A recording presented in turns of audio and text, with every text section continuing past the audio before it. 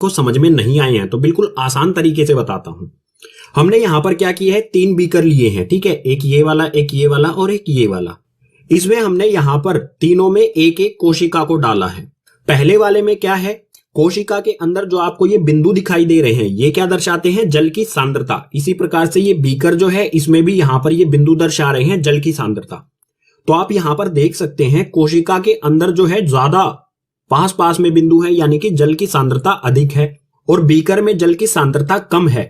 तो इस स्थिति में क्या होगा, जल जो है कोशिका से बाहर निकलेगा, और अगर कोशिका से बाहर निकलेगा तो कोशिका सिकुड़ेगी, और सिकुड़ेगी तो उस विलयन को क्या कहेंगे, अति परासरण दाबी विलयन। इसी प्रकार से दूसरा वाला ये बीकर है, इसमें आप देख सकते हैं जितने बिंदुओं के बीच की दूरी यहां पर है उतनी ही कुछ यहां पर बीकर में भी है। इस स्थिति में जल बाहर तो निकलेगा लेकिन वापस बीकर से जल अंदर भी आ जाएगा कोशिका में। तो इस प्रकार के विलयन को कहा जाता है समपरासारी विलयन। इस विलयन में कोशिका का आकार परिवर्तित नहीं होता है, ऐसा का ऐसा रहता है। और तीसरे बीकर में आप देख सकते हैं जो कोशिका है इसके अंदर जल की सांद्रता कम है और बाहर जल की सांद्रता ज्यादा है। तो जल जो है वो चारों तरफ से इसके अंदर जाएगा, और जल अगर अंदर गया तो कोशिका क्या होगी, फूल जाएगी, और हो सकता है कोशिका फट भी जाए। इस प्रकार के विलयन को कहा जाएगा अल्प परासरण दाबी विलयन। अब यहां पर सवाल आता है, जल की सांद्रता कम या ज्यादा कैसे की जा सकती है। जल की सांद्रता जो है उसमें नमक घोलकर कम की जा सकती है। अगर अधिक मात्रा में नमक या चीनी हम उसमें घोल देंगे तो जल की सांद्रता कम हो जाएगी। ये जो क्रियाकलाप हमने यहां पर किया है 3 बीकर वाला, ये आप घर पर भी कर सकते हैं। कैसे करेंगे, कोशिका बीकर की जगह आप गिलास ले सकते हैं, और सांद्रता को प्रभावित मैंने बता दिया कैसे कर सकते हैं, नमक या उसमें चीनी डालकर जल में। और कोशिका की जगह आप एक किशमिश ले सकते हैं या फिर एक अंडा ले सकते हैं। अब प्लाज्मा झिल्ली से ही संबंधित एक और विषय आता है जो है कोशिका भित्ति। कोशिका भित्ति क्या होती है, बिल्कुल आसान तरीके से समझा देता हूं पहले, उसके बाद ये सभी बिंदु हम पढ़ेंगे। हमने पीछे इस तरह की कोशिका बनाई थी उदाहरण के तौर पर। तो ये बाहर वाली जो है ये क्या है, प्लाज्मा झिल्ली। प्लाज्मा झिल्ली के बाहर एक और झिल्ली होती है इस प्रकार से, जैसे ये मैं बना रहा हूं, ये प्लाज्मा झिल्ली के बाहर की तरफ एक और झिल्ली है। इसी बाहर वाली झिल्ली को कहा जाता है कोशिका भित्ति। अब पढ़ते हैं इन सभी बिंदुओं को। तो इसमें सबसे पहला दिया है, यह पादप कोशिका की सबसे बाहरी झिल्ली होती है। जो कोशिका भित्ति है ये सिर्फ पादप कोशिकाओं में ही होती है, और पादप कोशिका की सबसे बाहर वाली झिल्ली को कहा जाता है, प्लाज्मा झिल्ली के भी बाहर की ओर होती है ये कोशिका भित्ति। दूसरा बिंदु है, यह जंतु कोशिकाओं में नहीं होती है। तो यहां पर मैंने बता दिया था ये सिर्फ पादप में ही होती है, जंतु कोशिकाओं में ये उपस्थित नहीं होती है, सिर्फ पादप में, पेड़ पौधे जो होते हैं उनकी कोशिकाओं में ही होती है। तीसरा है, यह सख्त मोटी सैरंध्र मृत संरचना होती है। ये जो बाहरी कोशिका भित्ति है ये बहुत सख्त होती है, मोटी होती है, सैरंध्र यानी कि इसमें छोटे छोटे छेद होते हैं, और ये मृत संरचना यानी कि मरी हुई संरचना होती है। आगे है, यह सेलुलोज से बनी होती है। जो कोशिका भित्ति है ये वाली भित्ति जो है इसका निर्माण किससे होता है, सेलुलोज से। आगे है, 2 कोशिका भित्तियों के बीच मध्य भित्ति होती है। इसको समझ लेते हैं। मान लीजिए हमारी ये एक कोशिका है, ये एक कोशिका है और ये एक कोशिका है। जो यहां पर आपको ब्राउन दिख रही है ना, ब्राउन यानी कि भूरा रंग जो आपको दिख रहा है चारों तरफ, ये है प्लाज्मा झिल्ली। प्लाज्मा झिल्ली के बाहर की ओर क्या है, ये हरे रंग की जो लाइन आपको दिख रही है ये है कोशिका भित्ति। और आप देखेंगे कि इस वाली कोशिका और इस वाली कोशिका जो कोशिका भित्ति हैं उनके बीच में यहां पर एक लाल से रंग की या फिर ऑरेंज से कलर की एक अलग से संरचना है। इन दोनों भित्तियों के बीच में क्या है, एक मध्य भित्ति होती है कि ये ऑरेंज वाली जो है ये सभी कोशिका भित्तियों के बीच में होती है, जिसे मध्य भित्ति कहते हैं। कोशिका भित्ति के साथ ही प्लाज्मा झिल्ली के सभी विषय हो जाते हैं कंप्लीट। अगले पेज से पढ़ेंगे कोशिका का दूसरा घटक यानी कि केंद्रक के बारे में। कोशिका का दूसरा मुख्य घटक होता है केंद्रक, जिसे इंग्लिश में न्यूक्लियस भी कहा जाता है, और केंद्रक को कोशिका का हेडक्वार्टर भी कहा जाता है। क्यों कहा जाता है ये हमें पहले बिंदु में ही दिया गया है, लेकिन इससे पहले हम यहाँ पर देख लेते हैं एक बार केंद्रक को। आप यहाँ देख सकते हैं ये एक कोशिका है, हर एक कोशिका में एक गहरा सा बिंदु है, यही है हमारा हर कोशिका का केंद्रक। ये केंद्रक हमें तब ही दिखाई देगा जब हम स्लाइड बनाते समय, किसी भी चीज की स्लाइड बनाते समय, चाहे वो प्याज की झिल्ली की हो, चाहे वो मानव जो गाल है उसके कोशिकाओं की हो, उसमें सैफरनीन या फिर आयोडीन का विलयन डालेंगे। ये जो सैफरनीन और आयोडीन है ये नीले रंग का होता है। इन्हीं के कारण जो है हमें केंद्रक जो है वो साफ साफ दिखाई दे पाता है। अगर हम ये ना डालेंगे तो केंद्रक जो है वो रंगहीन होगा बिल्कुल। केंद्रक को हेडक्वार्टर क्यों कहा जाता है? यह कोशिका की सभी क्रियाओं को नियंत्रित करता है। कोशिका में कोई भी काम होता है, क्रिया होती है, कोई भी कार्य होता है, वो सभी कार्य जो है वो किसकी निगरानी में होता है? केंद्रक की निगरानी में। इसलिए इसे कोशिका का हेडक्वार्टर भी कहा जाता है। आगे है, यूकैरियोटिक कोशिकाओं में स्पष्ट केंद्रक होता है जबकि प्रोकैरियोटिक कोशिकाओं में अस्पष्ट केंद्रक होता है। जो यूकैरियोटिक कोशिकाएं होती हैं इनमें बिल्कुल साफ साफ केंद्रक हम देख सकते हैं। ये वाली जो कोशिकाएं हैं प्याज की झिल्ली वाली, ये कौन सी है? यूकैरियोटिक कोशिकाएं। तो इसमें आप देख सकते हैं साफ साफ हमें केंद्रक दिखाई दे रहा है। लेकिन प्रोकैरियोटिक कोशिकाएं जो होती हैं उसमें अस्पष्ट केंद्रक होता है। ये हम पढ़ेंगे आगे वाले पेज पर, जिसमें हम यूकैरियोटिक कोशिकाएं और प्रोकैरियोटिक कोशिकाएं ये क्या होती हैं इनको भी बिल्कुल अच्छी तरह से समझेंगे। आगे है, इसके चारों ओर दोहरी केंद्रक झिल्ली और अंदर केंद्रक द्रव्य होता है। जो हमारे ये केंद्रक होता है इसके चारों ओर एक दोहरी यानी कि डबल लेयर वाली केंद्रक झिल्ली होती है जिसे न्यूक्लियर झिल्ली भी कहा जाता है। ठीक है, इस झिल्ली को केंद्रक झिल्ली भी कहते हैं या फिर न्यूक्लियर झिल्ली भी कह सकते हैं। जिस प्रकार से कोशिका के अंदर कोशिका द्रव्य होता है इसी प्रकार से केंद्रक के अंदर केंद्रक द्रव्य। आगे है, केंद्रक द्रव्य में केंद्रकाएं और क्रोमेटिन होती हैं। जो केंद्र के अंदर द्रव्य होता है उस द्रव्य के अंदर क्या क्या चीजें होती हैं? एक तो होता है केंद्रकाएं और एक होता है क्रोमेटिन। जो ये क्रोमेटिन होता है इसके अंदर धागे जैसी संरचनाएं होती हैं और इन धागे जैसी संरचनाओं के अंदर ही होता है डीएनए, जो हमें अगले बिंदु में दिया गया है, इसे पढ़ लेते हैं। क्रोमेटिन जिसे क्रोमोसोम भी कहते हैं डीएनए से बने होते हैं। इनमें आनुवांशिक गुण होते हैं। जो ये क्रोमेटिन धागे जैसी संरचनाएं होती हैं केंद्रक द्रव्य में, इनमें डीएनए होता है। अब आपको यह बताना है मुझे डीएनए की फुल फॉर्म क्या होती है, कमेंट करके बताओ नीचे। अगर पता है तो अच्छी बात है, अगर नहीं पता है तो भाग 2 में मैं इसकी फुल फॉर्म के बारे में आपको जरूर बताऊंगा। जो डीएनए होता है इसमें आनुवांशिक गुण होते हैं। आनुवांशिक गुण कौन से होते हैं? जो एक पीढ़ी से अगली पीढ़ी को मिलते हैं। जैसे आपके माता पिता से आपको कुछ गुण मिले हैं जो आपके माता पिता से मिलते जुलते ही हैं, तो ऐसे गुणों को कहा जाता है आनुवांशिक गुण।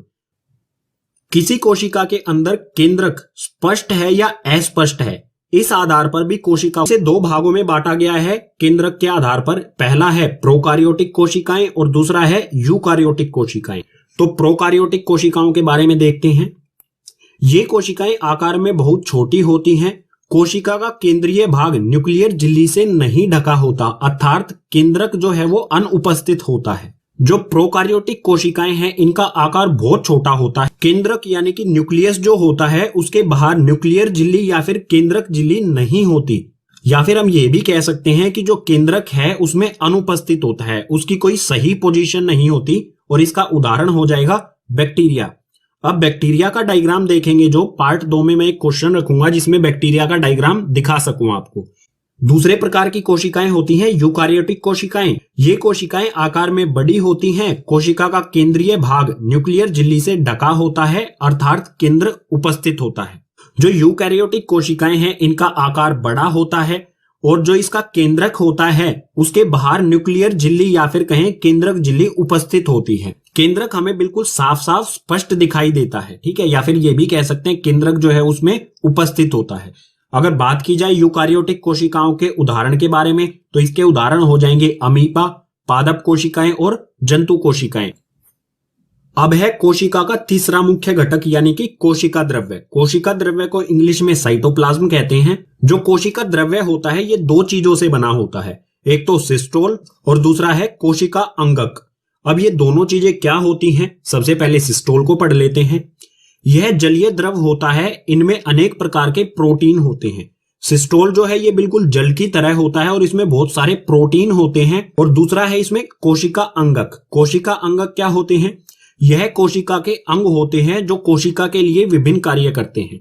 जैसे हमारे शरीर में अलग अलग प्रकार के अंग होते हैं, लीवर होता है, किडनी होता है, हार्ट होता है, इसी प्रकार से कोशिका के भी अंग होते हैं जिन्हें कोशिका अंगक कहते हैं। जैसे हमारे शरीर के अंग हमारे शरीर के लिए कार्य करते हैं अलग अलग, उसी प्रकार से कोशिका अंगक भी जो है वो कोशिका के लिए अलग अलग कार्य करते हैं।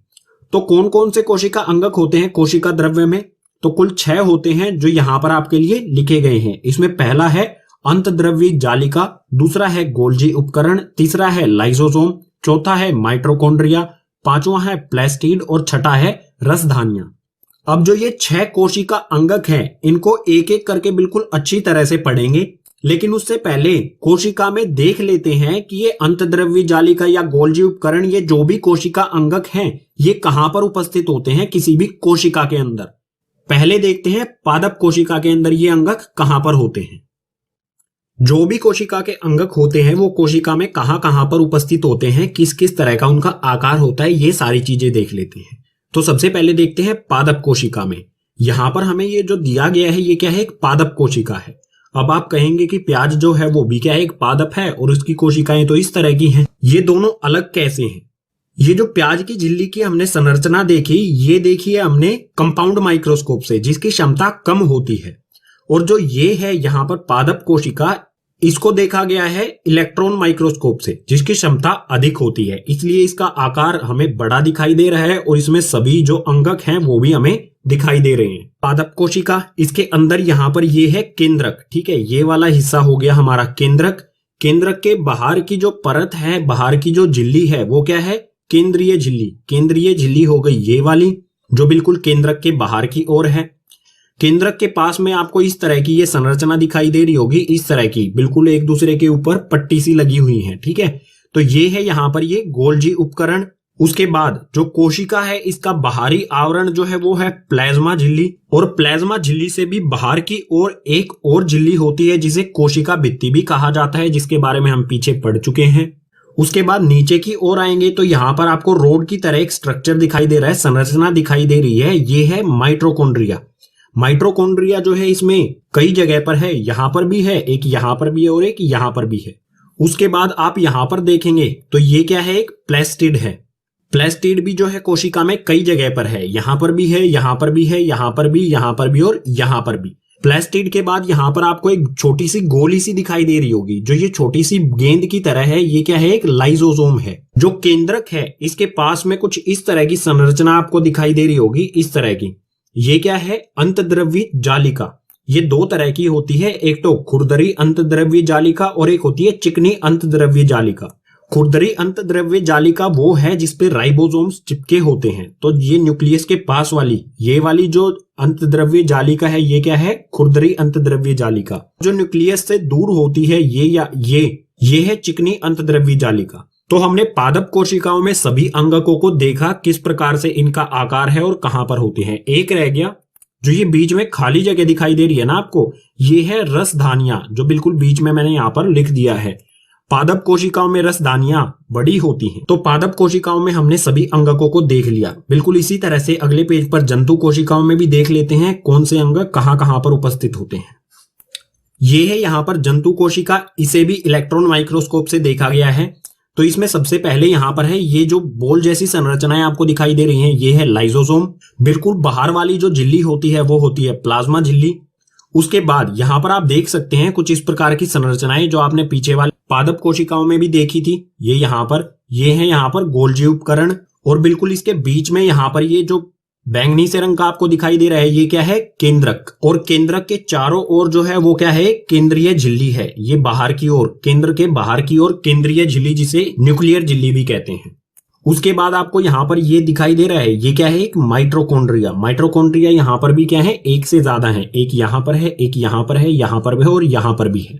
माइटोकॉन्ड्रिया के बाद न्यूक्लियस के चारों ओर आप देख सकते हैं अंतद्रव्यी जालिका, जिस पर राइबोसोम्स चिपके हुए हैं, वो है हमारी ये खुरदरी अंतद्रव्यी जालिका। और कुछ ऐसे हैं जिन पर कुछ भी चिपका नहीं हुआ है, जैसे ये है, तो ये हो जाएगी चिकनी अंतद्रव्यी जालिका। अब जंतु कोशिकाओं में यहाँ पर रसधानियां नहीं दिखती, क्योंकि वो बहुत छोटी होती हैं आकार में। तो जंतु कोशिका और पादप कोशिकाओं में हमने सभी अंगकों को देखा। अब सभी अंगक, कोशिका अंगक जो हैं, उनको एक एक करके बिल्कुल विस्तार से पढ़ेंगे आगे वाले पेज से। तो कोशिका के अंगक में सबसे पहला है अंतद्रव्यी जालिका। इसको शॉर्ट में ER भी कहा जाता है। ER इसलिए कहा जाता है क्योंकि अंतद्रव्यी जालिका को इंग्लिश में एंडोप्लाज्मिक रेटिकुलम कहा जाता है। E से एंडोप्लाज्मिक और R से रेटिकुलम, शॉर्ट में हम अंतद्रव्यी जालिका को ER लिख सकते हैं। अंतद्रव्य जालिका यानी कि ER क्या होता है?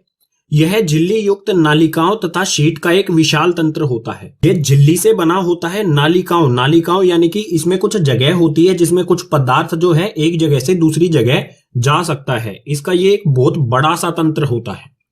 आप यहाँ पर डायग्राम में देख सकते हैं, ये है यहाँ पर लाल रंग का जो है केंद्रक। केंद्रक के बाहर जो ये नीले रंग की है, ये है केंद्रक झिल्ली। और केंद्रक झिल्ली के बिल्कुल पास में आपको इस तरह की संरचना दिखाई देगी। ये जो संरचना है यही क्या है? हमारी अंतद्रव्य जालिका। ये पीले रंग में जो है अंतद्रव्य जालिका दो तरह की होती है। पहला चिकनी अंतद्रव्य जालिका, जिसे शॉर्ट फॉर्म में SER कहते हैं, यानी कि स्मूथ एंडोप्लाज्मिक रेटिकुलम। और दूसरी होती है खुरदरी अंतद्रव्य जालिका, जिसे इंग्लिश में रफ एंडोप्लाज्मिक रेटिकुलम कहते हैं। शॉर्ट फॉर्म में हो जाएगा RER। चिकनी अंतद्रव्य जालिका के बारे में देख लेते हैं। ये झिल्ली व नालिकाओं से बनी होती है। ये लिपिड बनाने में मदद करती है और इसमें राइबोसोम्स कम होते हैं। जो चिकनी अंतद्रव्य जालिका यानी कि SER होती है, इसमें क्या होता है? झिल्ली और नालिकाओं, ये इन दोनों चीजों से बनी होती है। चिकनी अंतद्रव्य जालिका जो है लिपिड बनाने में मदद करती है। लिपिड एक तरह से भोजन होता है कोशिका के लिए, तो ये क्या करती है? लिपिड यानी कि भोजन बनाने में मदद करती है।